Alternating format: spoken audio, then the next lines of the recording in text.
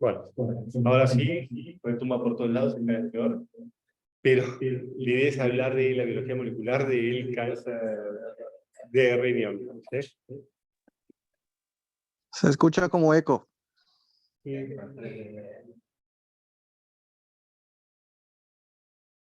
Demasiado variable. Demasiado, sí. Claro. Sí. Bueno, esto no es una charla de cáncer de riñón oncológica, sino que es más apuntado a los aspectos de la biología molecular, pero obviamente se puede hacer interacciones y preguntas, lo que quieran. ¿Sí?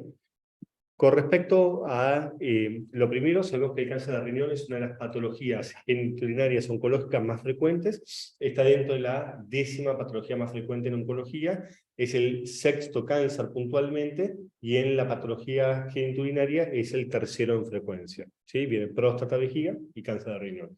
El cáncer de riñón engloba un conjunto de enfermedades diferentes que sabemos que más o menos el 75 o el 90% que son carcinomas renales, y de ese 90%, el 75% son carcinomas de células claras, 15% carcinomas papilares, y después tipos histológicos más raros que no vamos a hablar específicamente, pero que cada uno de estos tipos histológicos se asocia a una activación de un programa genético particular. Y el estudio de las enfermedades heredofamiliares nos llevó a entender un poco más la biología molecular intrínseca de esta patología y a desarrollar mejores tratamientos. Los tumores sarcomatoides de riñón no son un tipo histológico específico, sino que habitualmente son una desdiferenciación de alguno de los otros componentes. ¿Sí? Como sabemos, 75% de los cánceres de riñón o de los carcinomas renales, son células claras. Y el actor principal de los tumores células claras es el gen de von Hippel-Lindau, que ahora vamos a ir hablando un poco. Desde la historia se sabe que estos tumores son muy vascularizados. De hecho, en clínica o en oncología en la residencia, a nosotros nos decían que había que ocultar las metástasis, porque si se escucha un flujo muy importante, uno tenía que pensar que posiblemente era una metástasis de un cáncer de riñón, ¿no? Más allá de la anécdota histórica, es importante entender que estos son tumores muy vascularizados, y eso llevó a el desarrollo de los antiangiogénicos. Cuando uno pone en perspectiva los diferentes tipos oncológicos, podemos ver que el cáncer de riñón es uno de los que tiene mayor expresión de VEGF, del Vascular Endothelial Growth Factor, y por eso está tan vascularizado. Como ustedes saben, el síndrome de von Hippel-Lindau lo describieron distintos dos médicos, ¿sí? Eugene von Hippel y Arvid Lindau, que es el síndrome de cáncer de riñón hereditario asociado a carcinoma de células claras y a otras manifestaciones extrarrenales como, por ejemplo, quistes pancreáticos, tumores neuroendocrinos pancreáticos, hemangioblastomas de retina, hemangioblastomas de cerebelo, hemangioblastomas de la columna. Lo interesante de esto es que depende qué alteración haya, que la alteración es en el gen von Hippel-Lindau, se asocia con alguna expresión fenotípica particular. Por ejemplo, si uno tiene una mutación que genera el truncamiento de la proteína, se asocia con mayor expresión de cánceres de riñón que si uno tiene una mutación por silenciamiento. No importa, pues no es una charla específica de von Hippel-Lindau, pero hay que entender que el síndrome de von Hippel-Lindau tiene distintos fenotipos que están dados por la alteración molecular intrínseca en el gen. ¿Sí? Por otro lado, si uno tiene que definir el cáncer de riñón, lo tiene que definir como una enfermedad asociada a una alteración del cromosoma 3, porque el 90% de los cánceres de riñón de células claras, que ahora nos vamos a ir buscando más a células claras, presentan la pérdida del brazo corto del cromosoma 3. ¿Y por qué esto es importante? Porque en el cromosoma 3 existen 4 genes supresores de tumores, que algunos de ellos los conocen y otros por ahí no tanto, que se asocian con mayor riesgo de desarrollar cáncer de riñón. Podemos ver que en el cromosoma 3, en el locus 25, está el gen de von Hippel-Lindau, que todos ustedes ya lo asocian al cáncer de riñón, y después tenemos SET2, PBRM1, VAP1, que después vamos a ir hablando un poco. El 90% de los cánceres de riñón células claras tiene alguna alteración que hace que von Hippel-Lindau no esté activo. Que puede ser una mutación, que puede ser silenciamiento, después lo vamos a ir viendo, pero el 90% de los tumores células claras esporádicos tienen pérdida del von Hippel-Lindau.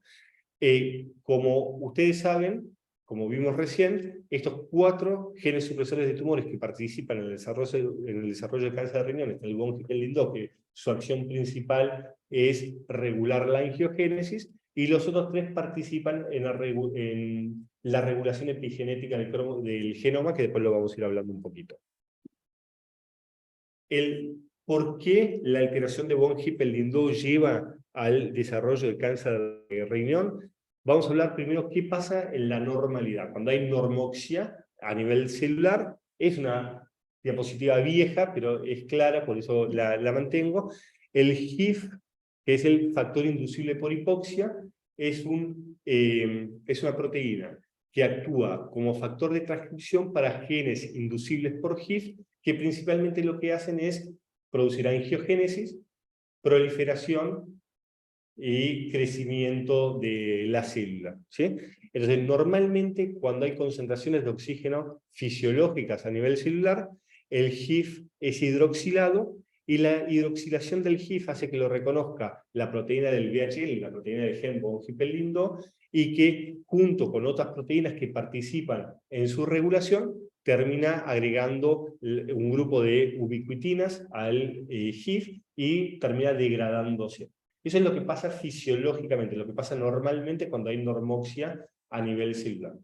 Cuando por algún mecanismo, sea fisiológico o no fisiológico, hay niveles más bajos de oxígeno a nivel celular, lo que pasa es que el HIF no es hidroxilado. Al no ser hidroxilado el HIF, no es reconocido por la proteína von Hippel-Lindau y su complejo que lo forma, y cuando esto es así, termina generando la expresión de los genes relacionados con el HIF, que principalmente el que más nos importa a nosotros es el VEGF, pero también son otros como PDGF, como el factor derivado de plaquetas, etc. ¿Sí?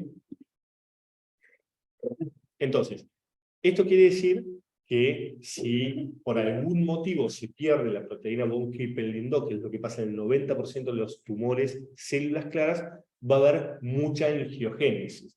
Y por eso se desarrollaron distintos mecanismos para controlar el crecimiento de los tumores. Dentro de ellos tenemos las drogas por ahí un poquito más viejas, como sunitinib, pazopanib, axitinib, que son inhibidores de tirosina quinasa, que lo que hacen es unirse al dominio tirosina quinasa del receptor del VEGF, del Vascular Endothelial Growth Factor, y esto bloquea la acción de este receptor y corta el estímulo de proliferación que tenía la célula tumoral y el microambiente tumoral, ¿sí?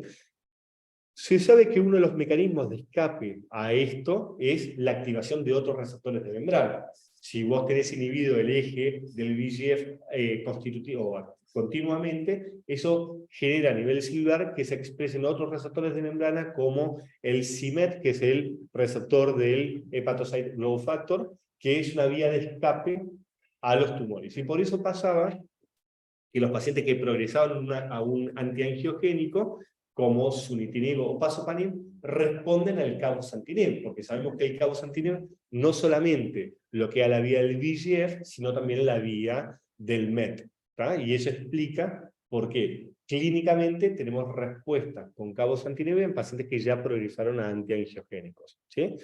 Otra de las vías de escape es la vía del factor de crecimiento fibroblástico, y por ejemplo el lenvatinib no solamente bloquea la vía del VEGF, que es muy activo para bloquear la vía del VEGF, sino que también bloquea la vía del Fibroblast Growth Factor, y eso explica por qué pacientes que progresaron a los inhibidores de tirosina quinasa de primeras generaciones siguen respondiendo al bloqueo de esta vía. ¿Está? Pero por ahí lo más importante para entender es esto, es la epigenética del cáncer. Esto quiere decir que no solamente uno tiene cáncer porque hay alteraciones del ADN, sino que uno puede tener cáncer porque hay alteraciones post-transcripcionales. Para entender la epigenética tenemos que entender que existe la epigenética en distintos niveles. La epigenética a nivel de proteínas, la epigenética a nivel del ADN, la epigenética a nivel del RNA. ¿sí? La epigenética a nivel de proteínas sería todas las modificaciones post-transcripcionales que sufre una proteína que regula el nivel de función de esa proteína, que pueden ser acetilación, ubiquitinación, ¿sí? A nivel del ADN también pueden pasar distintas cosas, pero la más importante de todas es la metilación del ADN, que suele actuar como un freno de la transcripción de ese gen. Habitualmente lo que pasa es que se agregan grupos metilo al promotor de un gen y es lo mismo que se pierda por una mutación o por una translocación de ese gen. Tiene el mismo resultado funcional. Y después, a nivel del RNA mensajero, se puede hacer modificaciones de los transcriptos del RNA mensajero o la presencia de microRNAs que terminan bloqueando al RNA mensajero y no permite que llegue a la proteína, y es una forma de regular cascadas de crecimiento que tienen las células tumorales. Vamos a hablar de algunas de estas cosas, no de todas, obviamente. Lo primero que queríamos repasar es que si a nivel de las proteínas dijimos que es uno de los mecanismos donde la epigenética puede regular la transcripción o no de algunos genes, tenemos que entender que existen algunas enzimas que modifican estas proteínas. Por ejemplo, la histona acetiltransferasa lo que hace es agregarle grupos acetilo a la lisina, y esto hace que si uno le agrega grupos acetilo a la lisina, se pierde la carga positiva de la lisina, y entonces hay menos atracción entre la lisina de las histonas y el ADN. Y eso hace que haya un ADN más relajado, menos compacto, y habitualmente mientras más relajado es ese ADN, es más traducible y se expresa más ese gen. Por el otro lado puede haber una histona de acetilasa que lo que hace es sacar los grupos acetilos y lleva a el efecto contrario, que está mal escrito ahí, pero quiere decir es más compacto, ¿no? Después tenés las metiltransferasas que agregan grupos metilo y que también llevan a una mayor compactación del ADN, y obviamente las deacetilasas perdón, ahí dice, las demetilasas generan el efecto contrario. Justo con la metilación a nivel proteico, por ahí es la que no siempre genera represión o no siempre genera activación. Depende cuál es el porcentaje de metilación que hay y dónde esté esa metilación, el efecto que va a generar. Lo que quiero repasar algunas cosas así muy puntuales. Por ejemplo, si uno tiene metilación del ADN, sabe que eso va a actuar como un represor de la síntesis de ese gen, ¿sí? Si uno tiene una proteína que agrega grupos metilo a las histonas, eso va a generar que haya mayor concentración y compactación del ADN y por ende que se expresen menos esos genes, ¿sí? Esto nos hace pensar, quiero ir a otro dibujito, que si ustedes se acuerdan de los otros 3 genes que habíamos hablado hace un rato, que estaban en el cromosoma 3, que se perdían junto al VHL, que dentro de esos genes estaba SET2, estaba BAP1 y está este que se llama EZH2. Que en definitiva todos esos genes son genes que participan en la metilación de las histonas, y la ausencia de esos genes termina siendo que se activen algunos genes que normalmente no deberían activarse, ¿sí? Esto hoy no tiene impacto en lo terapéutico porque todavía todos los tratamientos de metilación y acetilación del ADN son como muy genéricos y generan mucha toxicidad y no han demostrado tener un efecto oncológico claro, salvo en las enfermedades hematológicas. En los tumores sólidos todavía no tenemos targets contra demetilantes, ¿sí?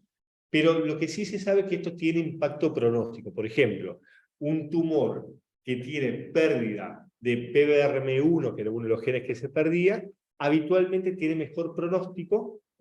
No importa esto, ¿por qué? Esto tiene que ver con los genes que activa y los genes que apaga, que si tiene pérdida de VAP.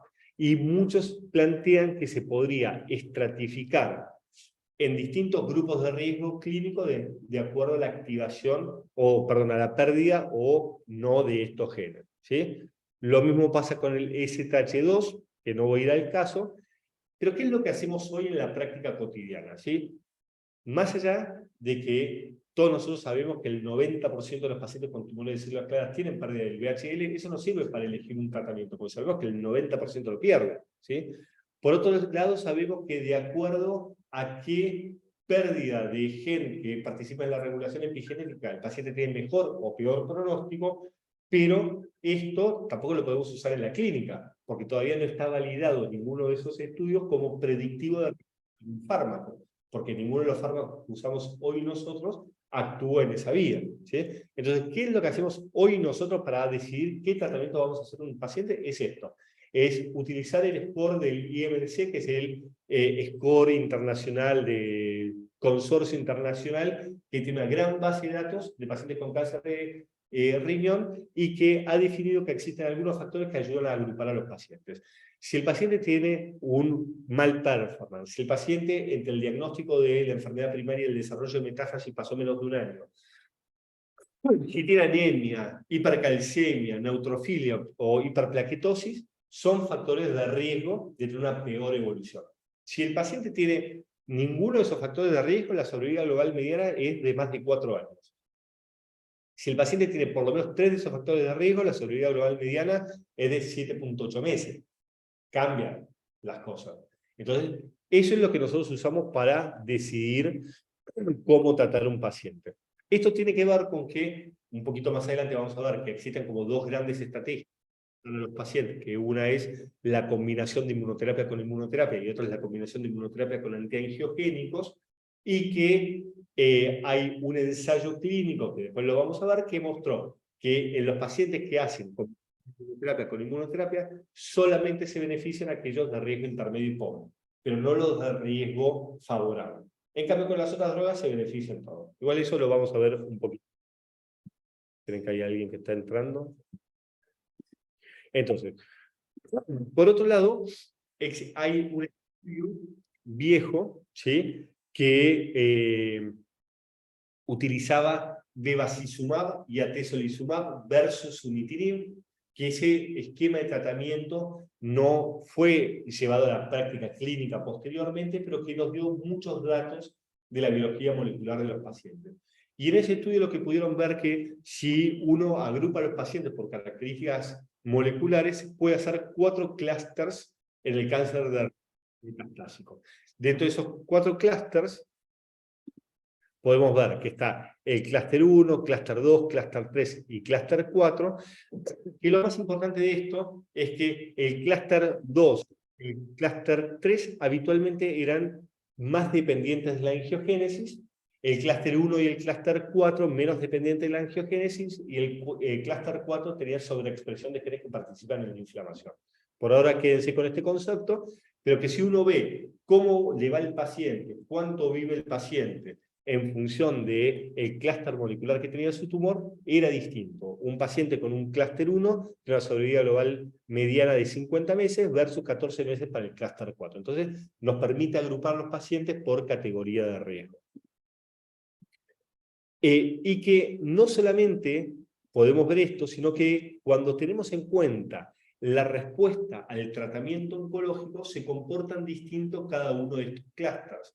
Por ejemplo, los pacientes que tienen clúster 2, clúster 3, que son los más dependientes de la angiogénesis, tienen un claro beneficio con el sunitinib versus los pacientes que son clúster 3 y clúster 4. Fíjense que acá podemos ver en el gráfico que se ve que claramente la sobrevida libre de progresión es mayor para el clúster 2 y clúster 3 que para los otros clústeres.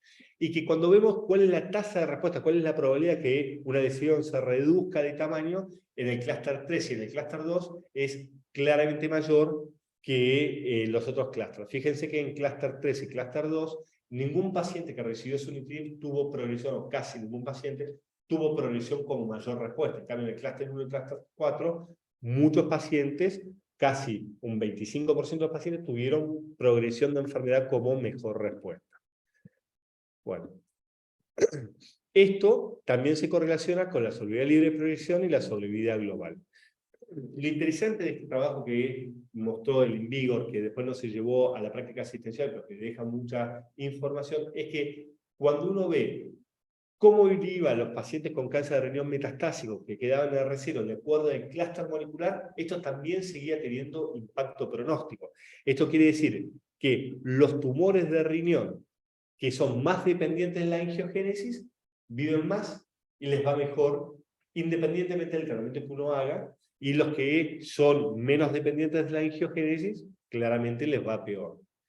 Por otro lado, en la medida que se fue viendo esto, pudieron ver que los tumores sarcomatoides de riñón tenían muy poca expresión de genes relacionados con la angiogénesis y tenían mucha expresión de genes que participan en la inflamación. Fíjense acá cómo los tumores sarcomatoides de riñón claramente tienen mayor expresión de genes relacionados con la inflamación, ¿sí? Que los otros. Y pudieron ver que los pacientes con clúster 4 se parecían más a los tumores sarcomatoides. Entonces, por ahí, uno no puede agruparlos por clúster en la práctica cotidiana, pero sí, si uno tiene un tumor sarcomatoide, sabe que es mucho más dependiente de la inflamación que de la angiogénesis. No me diría, eso es chino básico.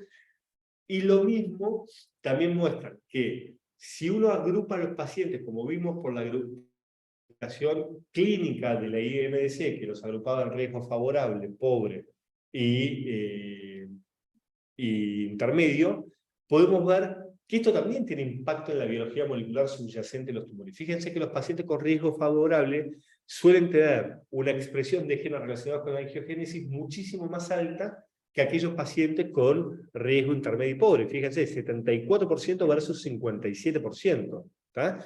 Y si vemos al revés, ¿cuál es la proporción de expresión de genes relacionados con la inflamación T? Los pacientes con riesgo favorable, bajita, 36%. Los pacientes con riesgo intermedio y pobre, 43%. Otra forma de ver inflamación es PDL1. Habitualmente, a mayor inflamación hay mayor PDL1. Bueno, sabemos que los pacientes con riesgo favorable tienen solamente un 40% de expresión de PDL1 versus un 43%. Entonces, ya podemos entender que la clasificación molecular se correlaciona un poco con la clasificación clínica.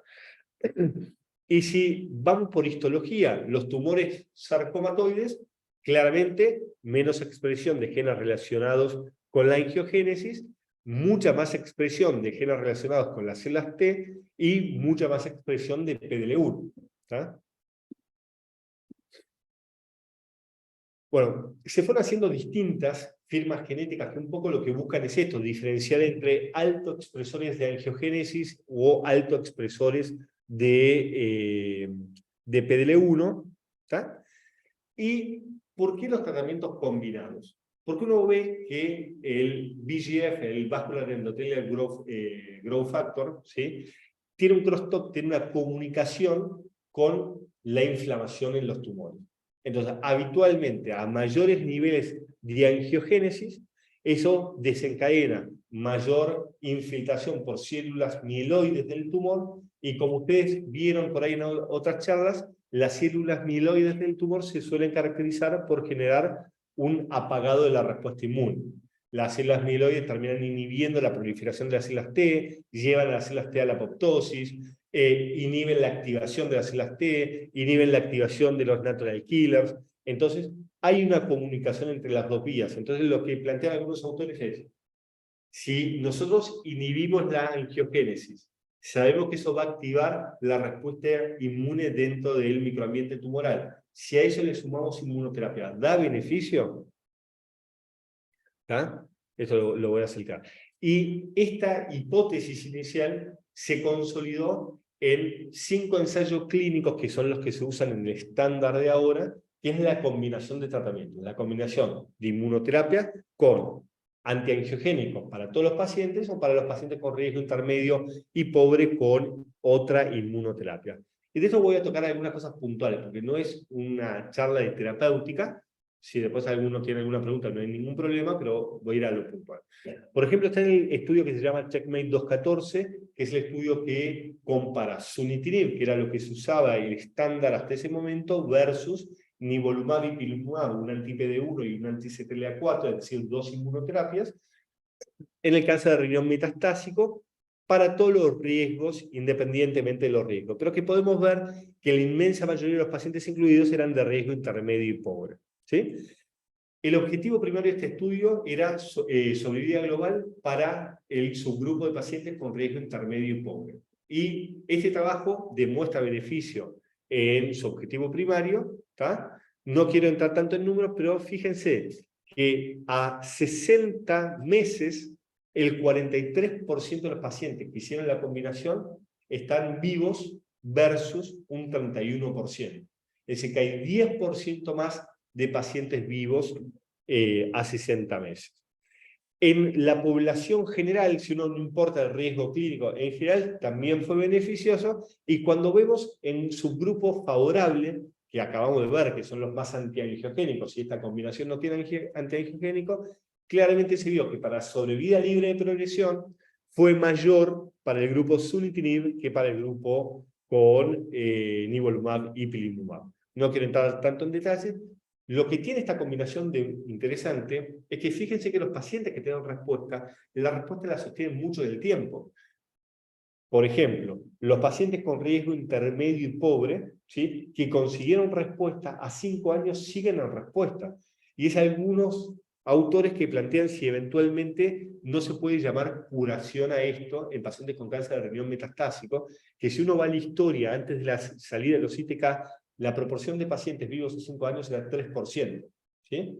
Con los inhibidores de tirosina quinasa más o menos es un 24%, 25%, como vemos acá, ¿tá? Con esta combinación 56% en aquellos que tuvieron respuesta. Esto estaba marcando que se benefician muchos pacientes, pero lo que es muy, muy interesante, se benefician mucho en el tiempo. Esto lo voy a saltear, iba a hacer un caso, pero no tiene sentido, déjenme un minuto. De aquellos pacientes que tuvieron toxicidades inmunológicas, es decir, en aquellos pacientes que sabemos que la inmunoterapia tuvo efecto, a 42 meses más del 66% están vivos. Y salteamos esto un minutito. No quiero ser tan largo. Después existen otras combinaciones, que son la combinación de nivolumab con cabozantinib o de pembrolizumab con axitinib, es decir, la combinación de una inmunoterapia con un antiangiogénico. No importa cuál de ellos, lo que podemos ver que benefician comparado a lo que se usaba siempre, que era el sunitinib. El sunitinib tiene una sobrevida libre de progresión de 8.4 meses más o menos. Con las combinaciones se va a 17 meses más o menos. O sea, hay un beneficio en sobrevida libre de progresión, hay beneficio en sobrevida global, pero uno ve que la duración de la respuesta no es tan larga en aquellos pacientes con respuesta como con la combinación de inmunoterapia con inmunoterapia. Acá tienen, para no hablar de un ensayo clínico puntual, más o menos el resultado de todos los ensayos clínicos. Y podemos ver que si uno ve cuánto se achica la enfermedad, cuál es la tasa de respuesta en los pacientes que hacen sunitinib, está cercana al 25-30%, con todas estas combinaciones es mayor del 60-70%. ¿Sí? ¿Cuántos sobreviven los pacientes? En general, la mediana de sobrevida está cercana a los 34 meses, con estas combinaciones está cercana casi a los 50 meses. ¿Tá? Pero el gran problema de esta combinación inmunoterapia política es esto que estamos viendo acá, que entonces eventualmente caen, ¿sí? Salvo en aquellos pacientes que se benefician con inmuno-inmuno, que esa sobrevida alcanza un plató y algunos plantean si ese paciente no podría estar curado. Todos nosotros tenemos acá pacientes con cáncer de riñón metastásico que hicieron inmunoterapia con inmunoterapia y que después la suspendieron por toxicidad y siguen la respuesta desde hace muchos años.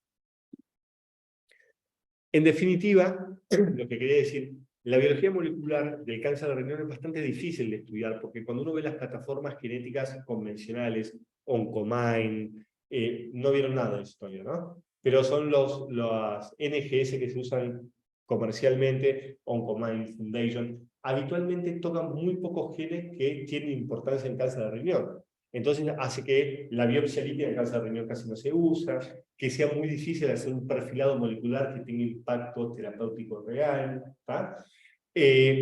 Pero gracias al estudio de las enfermedades heredofamiliares nos permitió entender cuáles los puntos más importantes de la biología molecular, que eso llevó al desarrollo farmacológico, y la epigenética también sabemos que tiene un lugar muy importante, y que hay una comunicación entre la vía de la angiogénesis con la inmunotolerancia, y por eso los tratamientos combinados ayudan a vencer esa inmunotolerancia y demuestran un beneficio en sobrevida. No sé si alguno tiene alguna pregunta, algún comentario, algo que quiera decir. Es muy difícil así porque no sé quién habla y si habla. De los que están acá, ¿alguno quiere comentar algo o hacer alguna pregunta?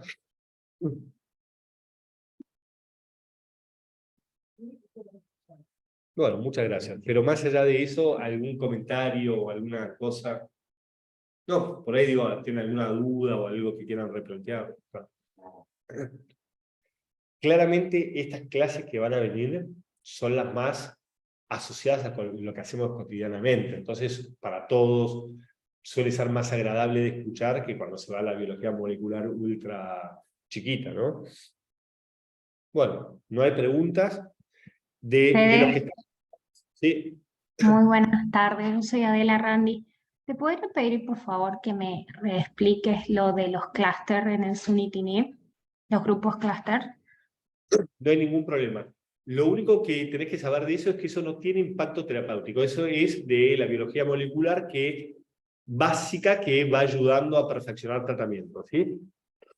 Habitualmente, cuando uno estudia las enfermedades oncológicas, todos estamos acostumbrados a subdividirlas en grupos para tratar de hacer más homogéneos esos pacientes y poder entender qué los caracteriza, qué los hace particulares y eventualmente qué genes tienen prendidos, qué genes tienen apagados, para ver si uno lo puede usar en un aprovechamiento terapéutico.